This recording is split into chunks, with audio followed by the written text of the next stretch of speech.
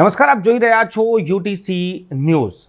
અત્યારની સૌથી મોટી ખબર દિલ્હીથી આવી રહી છે। દિલ્હીમાં સર્વોચ્ચ અદાલતે દિલ્હીના મુખ્ય પ્રધાન અને આમ આદમી પાર્ટીના રાષ્ટ્રીય કન્વીનરને 1 જૂન સુધી જામીન આપી દીધા છે। કથિત શરાબ કાંડમાં ઈડીએ અરવિંદ કેજરીવાલને પકડ્યા હતા અને ત્યારબાદ હાલ તેઓ પાછલા 51 દિવસથી જેલમાં છે। દિલ્હીની તિહાડ જેલમાં પાછલા 51 દિવસથી અરવિંદ કેજરીવાલ છે અને હવે તેમને 1 જૂન સુધી સર્વોચ્ચ અદાલતે જામીન આપી દીધા છે। આ સમગ્ર ઘટનાક્રમ પર નજર કરીએ તો સૌથી પહેલાં અરવિંદ કેજરીવાલના જે વકીલ છે અભિષેક મનુ સિંઘવી, તેઓ અરવિંદ કેજરીવાલને ખોટી રીતે ઈડીએ તેમની ધરપકડ કરી છે, તેમની પર કાર્યવાહી કરી રહ્યા છે અને ખોટી રીતે તેમને જેલમાં રાખવામાં આવ્યા છે। આ મુદ્દાને લઈને સર્વોચ્ચ અદાલત પહોંચ્યા હતા। અદાલતે ઈડીના અને અભિષેક મનુ સિંઘવીના નિવેદનો સાંભળ્યા બાદ ઈડીએ જણાવ્યું કે સર્વોચ્ચ અદાલતે જણાવ્યું કે આ મામલો ઘણો લાંબો ચાલી શકે છે, પરંતુ આ દરમિયાન અમે જે જામીન છે તેના વિશે વિચાર કરી શકીએ છીએ। સર્વોચ્ચ અદાલતે આ સુનાવણી બાદ પોતાનો ચુકાદો પોતાની પાસે જ રાખ્યો હતો અને એ જાહેર નહોતો કર્યો, પરંતુ આજે સર્વોચ્ચ અદાલતે પોતાનો ચુકાદો આપી દીધો છે। અરવિંદ કેજરીવાલને 1 જૂન સુધી જેલથી બહાર રહેવાનો એટલે કે જામીન આપી દેવામાં આવી છે। 1 જૂન બાદ અરવિંદ કેજરીવાલને કોર્ટમાં સરેન્ડર કરવું પડશે, તે આ ચુકાદામાં સ્પષ્ટ કહેવામાં આવ્યું છે। આજે અરવિંદ કેજરીવાલને જે જામીન આપવામાં આવ્યા છે, આ જામીન પાછળના કયા એવા મુદ્દાઓ છે જે સર્વોચ્ચ અદાલતે આજે જામીન આપી છે?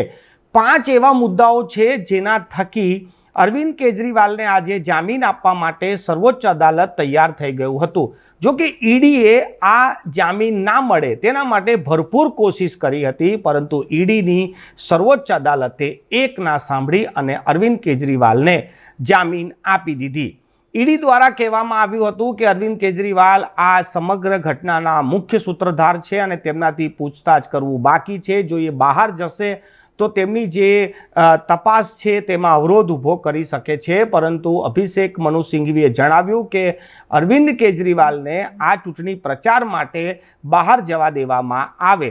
ત્યારે સર્વોચ્ચ અદાલતે ઈડીને જણાવ્યું કે આ કેસ તો 1.5 વર્ષ પહેલેનો છે। 2022માં FIR થઈ હતી, તો અત્યાર સુધી અરવિંદ કેજરીવાલને કેમ પકડવામાં ના આવ્યો? ચૂંટણીના બિલકુલ પહેલાં જ્યારે અરવિંદ કેજરીવાલને પકડવામાં આવ્યા તો તેને લઈને સર્વોચ્ચ અદાલતે સવાલ ઊભા કર્યા। સર્વોચ્ચ અદાલતે જણાવ્યું કે જે કામ પાછલા 1.5 વર્ષમાં ના થયું તો 21 દિવસમાં એવું તો શું થઈ જશે? એટલે અરવિંદ કેજરીવાલને જામીન આપવા માટે સર્વોચ્ચ અદાલત પણ આજે તૈયાર થઈ ગઈ। આમ આદમી પાર્ટીને આ ખૂબ મોટી રાહત છે। તેના સૌથી મોટા નેતા, રાષ્ટ્રીય સંયોજક જ્યારે જેલમાં હોય ત્યારે આમ આદમી પાર્ટી જે લોકસભાની ચૂંટણી લડી રહી હતી તે વગર કોઈ મોટા નેતાના સહારે લડી રહી હતી, કેમ કે મનીષ સિસોદિયા પણ જેલમાં છે। પરંતુ હવે આમ આદમી પાર્ટીને બિલકુલ જ આશ્વસ્ત થઈ ગયા છે। સંજય સિંહને જામીન મળ્યા બાદ હવે અરવિંદ કેજરીવાલને પણ જામીન મળી ગયા છે અને આજે જે રીતે જાણવા મળ્યું છે કે આમ આદમી પાર્ટીએ પોતાના આગામી તમામ કાર્યક્રમોને હવે રદ કરી દીધા છે।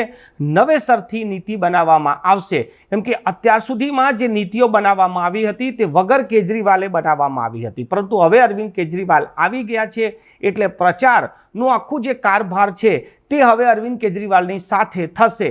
આ મામલે હવે એમને પોતાની એક નવી રણનીતિ પણ બનાવી લીધી છે। આ લોકસભાની ચૂંટણીમાં અરવિંદ કેજરીવાલનું જેલમાં હોવું અને ઝારખંડના મુખ્ય પ્રધાનનું જેલમાં હોવું, આ ખૂબ જ મોટો રાજકીય મુદ્દો ઇન્ડિયા ગઠબંધન ઉઠાવી રહ્યું હતું, જ્યારે હવે અરવિંદ કેજરીવાલ તો જામીન પર બહાર આવી ગયા છે। અરવિંદ કેજરીવાલના જામીન પર બહાર આવ્યા બાદ હવે આજે લોકસભાની ચૂંટણીના બાકીના જે 4 તબક્કા છે તે ખૂબ જ રોચક અને રોમાંચક દોરમાં પહોંચી જશે। વડાપ્રધાન નરેન્દ્ર મોદી અને રાહુલ ગાંધીના જે નિવેદનો આવતા હતા, હવે એક ઉમેરો થઈ જશે, હવે અરવિંદ કેજરીવાલના નિવેદનો પણ મીડિયામાં કોટ થશે. જોવાનું એ રહેશે કે અરવિંદ કેજરીવાલ જ્યારે જેલમાંથી બહાર આવશે ત્યારે તેમનું નિવેદન પહેલું શું હશે, એ કયા મુદ્દાઓ પર વાત કરશે. કેમ કે સંજય સિંહ જ્યારે બહાર આવ્યા હતા ત્યારે ખૂબ જ આક્રમક મૂડમાં બહાર આવ્યા હતા. શું અરવિંદ કેજરીવાલ બહાર આવ્યા બાદ એવી જ આક્રમકતા બતાવશે કે પછી જેલમાંથી આવ્યા બાદ ચૂંટણી સુધી તેઓ એક સંયમ, એક ધીરજ બતાવશે? આ આગામી સમય બતાવશે. અરવિંદ કેજરીવાલ આજે જ જેલમાંથી બહાર આવશે કે પછી કાલે જેલમાંથી બહાર આવશે, તેને લઈને પણ ઘણી વાતો ચાલી રહી છે. આજે અરવિંદ કેજરીવાલ જો બહાર આવશે ત્યારે અરવિંદ કેજરીવાલનું પહેલું નિવેદન શું હશે તેની પર સૌ કોઈની નજર છે. પરંતુ ભારતની રાજનીતિથી જોડાયેલા અને ભારતની રાજનીતિને પ્રભાવિત કરનારા આ સૌથી મોટા સમાચાર છે કે અરવિંદ કેજરીવાલને સર્વોચ્ચ અદાલતે 1 જૂન સુધી એટલે કે છેલ્લા તબક્કાના મતદાન સુધી તેમને જામીન આપી દીધા છે.